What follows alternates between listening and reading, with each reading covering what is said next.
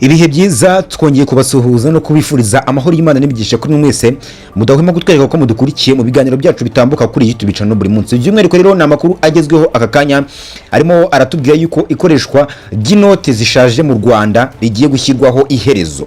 Nibutsa ko nimba rwo mbere ugeze ku no muyoboro w'ITube channel mutakora subscribe rero hasi ukane subscribe ndetse kandi bikukanda akazogera kugira ngo ujye kurikirana ibiganiro byacu bitambuka buri munsi. Nge ndicira umuhumuza mbaye ikaze mujye kure kugira ngo turebere hamwe ibwoko bw'inote zigiye gushyirwaho iherezo cyangwa se zaciwe mu Rwanda, ndetse kandi turabwira n'inyandiko BNL yasohoye zivuga ku mpamvu zino note ziciwe by'igitaraga. By'umwihariko rero u Rwanda rukaba rwatangaje ko inoti za 500 y'amafaranga y'u Rwanda, inote z'igihumbi y'amafaranga y'u Rwanda ndetse n'inote za 2 z'amafaranga y'u Rwanda kugeza ku noti ya 5 nko mu Rwanda y'amafaranga y'u Rwanda zashyizweho hagati y'umwaka wa 2004 ndetse na 2015 zitagifite agaciro mu Rwanda. Ariko nanone ngo ibyo ngibyo ntabwo bitangira aka kanya murimo kumva kino kiganiro, ahubwo ngo bizatangira kubahirizwa nyuma y'amezi 12 iteka rya perezida ubwo rizaba ryatangajwe mu igazeti ya Repubulika y'u Rwanda. By'umwihariko rero iteka rya perezida nomero 011 akarongo kaberamye 01 yo ku itariki 27 Gashyantare 2026 rikuraho inoti za 500, inoti z'igihumbi, inoti za 2 ndetse n'inoti za 5 z'amafaranga y'u Rwanda. Rivuga ko inoti ya 5 ndetse n'igihumbi zashyizweho n'iteka rya perezida nomero 38 akarongo kaberamye 01 yo ku itariki 20 Nzeri 2004 rihamya inoti z'amafaranga 500 ndetse n'amafaranga igihumbi y'amafaranga y'u Rwanda zifite agaciro mu Rwanda. Inoti y'amafaranga 500 yashyizweho n'iteka rya perezida nomero 5101 yo ku itariki 10 Nzeri 2013 rihamya inoti nshya y'amafaranga 500 y'amanyarwanda ko ifite agaciro mu Rwanda, zikaba rero inoti bivuye ko ngo zakuweho ndetse kandi zikaba zitagifite agaciro mu Rwanda. Aka kantu reka ngasubiremo neza kugira ngo abanyarwanda tukumve neza. Iteka rya perezida wa Repubulika nomero 011 akarongo kaberamye 01 yo ku itariki 27 Gashyantare 2026 rikuraho inoti za 500 z'amafaranga y'u Rwanda, inoti z'igihumbi z'amafaranga y'u Rwanda, inoti za 2 z'amafaranga y'u Rwanda ndetse n'inoti za 5 z'amafaranga y'u Rwanda. Rikaba rivuga ko inoti ya 500 y'amafaranga y'u Rwanda ndetse n'inoti y'igihumbi y'amafaranga y'u Rwanda zashyizweho n'iteka rya perezida nomero 38 akarongo kaberamye 01 ryo kuwa 20 Nzeri 2004 rikaba rihamya inoti z'amafaranga 500 y'u Rwanda ndetse n'inote z'igihumbi z'amafaranga y'u Rwanda zifite agaciro mu Rwanda. Izo ngizo zifite agaciro mu Rwanda, naho inoti ya 500 zashyizweho n'iteka rya perezida nomero 5101 yo ku itariki 10 Nzeri 2013 rihamya inoti nshya y'amafaranga 500 y'u Rwanda rifite agaciro mu Rwanda, zakuweho ndetse kandi zitagifite agaciro mu Rwanda. Ngira ko kantu ndetse ko mwamukumvishe neza. Izindi note rero zakuweho ni note z'igihumbi zashyizweho n'iteka rya perezida ryo ku itariki 15 Ukwakira 2015 ndetse note za 2 z'amafaranga y'u Rwanda zashyizweho n'iteka rya perezida ryo ku itariki 31 Ukuboza 2007. Izo ngizo nazo zakuweho hagati ya 2015 ndetse n'itariki 31 Ukuboza 2007. Ubwo ngizo ni note za 2 ndetse n'inote z'igihumbi. Sibyo kandi gusa hano kuweho inote z'ibihumbi 5 y'amafaranga y'u Rwanda zashyizweho n'iteka rya perezida ryo ku itariki 5 Kamena 2004 ndetse n'inote za 5 z'amafaranga y'u Rwanda zashyizweho n'iteka rya perezida ryo ku itariki 12 Kanama 2009. Izo note nazo zakuweho. Reka tugasubiremo neza.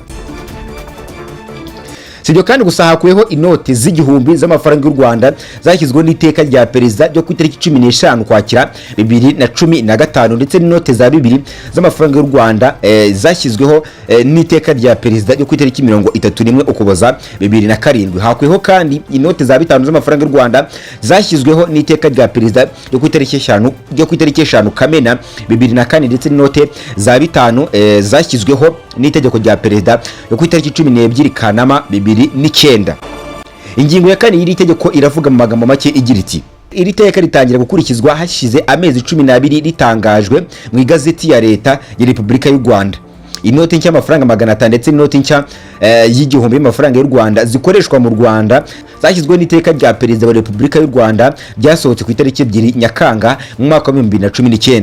Iteka rya perezida ryashyizeho inoti nshya za 5 ndetse n'inoti nshya za 2 y'amafaranga y'u Rwanda ryasohotse mu igazeti ya leta ku itariki 30 Kanama mu mwaka wa 2024, ndetse kandi iteka rikaba rinakubiyemo n'ibirango bishya bigize zino note nshya za 5 zo mu bwoko bwa 2 ndetse n'ubwoko bw'inote za 5 z'amafaranga y'u Rwanda. By'umwihariko igihe izi noti nshya zasohokaga, Banki Nkuru y'u Rwanda ahangaha yavuze ko inoti ya 5 ndetse inoti ya 2 zaherukaga guhindurwa mu myaka myinshi ishize, kuko mu by'ukuri ngo nk'inoti ya 2 yari yarakozwe ku itariki ya mbere Ukuboza 2014. Beneri ahangaha ikaba yavuze mu magambo make igira iti: icyatumye Banki Nkuru y'u Rwanda duhindura imiterere y'amafaranga dufite kugeza amagingo aya ngaya, ndetse kandi tukaba twaraherukaga guhindura inoti ya 5 ndetse n'iya 2 ubwo n'amafaranga y'u Rwanda mu myaka 10 ishize. Byari bikenewe ko mu by'ukuri twongeramo ibirangantego bigiye bitandukanye ndetse n'ikoranabuhanga rigiye ritandukanye rigezweho kugira ngo twongere umutekano w'inoti z'amafaranga y'u Rwanda. Beneri kandi yahisemo kuvugurura urupapuro rwakorwagamo zino note kugira ngo zirusheho kuramba ndetse kandi zirusheho kongererwa umutekano wizeye. Ahangaha Beneri kabivuze rero magambo make igira iti: twashatse gushyiramo ibintu byinshi bigiye bitandukanye bigendanye n'ahantu u Rwanda rugeze kugeza amagingo aya ngaya, ndetse n'ahantu u Rwanda rurimo kugana kugira ngo tugaragaze uko ubukungu bw'u Rwanda bwifashe, ndetse kandi ari nako amafaranga y'u Rwanda azamura agaciro ndetse kandi akazamura agaciro anaramba ameze neza. By'umwihariko rero iyi ngiyi ni inkuru dukesha ikinyamakuru Igihe, aho rero rifite umutwe ugira iti: ikoreshwa ry'inote z'u Rwanda zishaje rikaba rero rigiye gushyirwaho iherezo, aho twabwiye ko u Rwanda rwatangaje ko inoti za 500, inoti z'igihumbi, inoti za 2 ndetse n'inoti za 5 z'amafaranga y'u Rwanda zashyizweho hagati y'umwaka wa 2004 ndetse n'umwaka wa 2015 zitagifite agaciro mu Rwanda, ariko nanone ibyo ngibyo bikazatangira kubahirizwa nyuma y'amezi 12 iteka rya perezida rizikuraho ritangajwe ni gazeti ya Repubulika y'u Rwanda.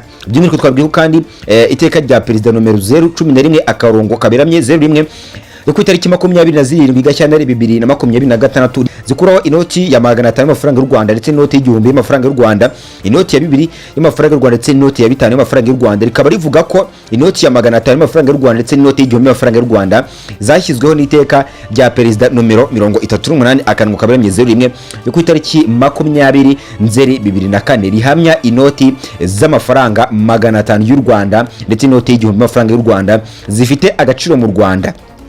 Ni mu gihe inoti ya 500 yashyizweho n'iteka rya perezida nomero 51/01 yo ku itariki 10 Nzeri 2013 rihamya inoti nshya y'amafaranga 500 y'amanyarwanda ifite agaciro mu Rwanda, rero zikaba zakuye ndetse kandi zikaba zitagifite agaciro mu Rwanda. Nkwibutsa ko nimba rwo bwa mbere warugeze kuri no muyoboro w'YouTube no mu Rwanda, nimba utakora subscribe rero hasi ukande subscribe ndetse kandi bikukanda kazogera kugira ngo ugikurikirane ibiganiro byacu bitambuka buri munsi. Nge ndikira mu muza andi makuru agizweho mu kanya mu gikuri.